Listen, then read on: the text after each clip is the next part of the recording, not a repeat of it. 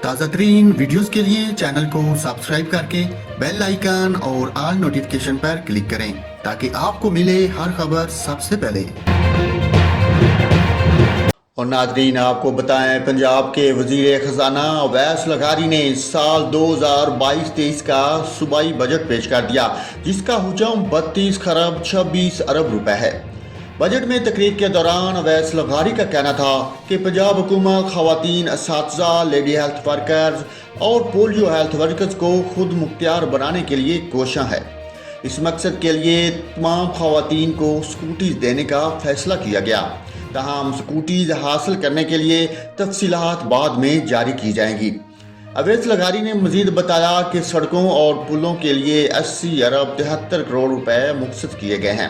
ان کا کہنا تھا کہ چولستان میں پینے کے صاف پانی کی فراہمی کے لیے 84 کروڑ روپے رکھے جا رہے ہیں۔ ناظرین، آپ کو اہم خبر سے آگاہ کیا ہے، پنجاب حکومت نے خواتین اساتذہ، لیڈی ہیلتھ ورکرز اور پولیو ہیلتھ ورکرز کو سکوٹیز دینے کا فیصلہ کیا ہے، تاہم سکوٹیز حاصل کرنے کے لیے تفصیلات بعد میں جاری کی جائیں گی۔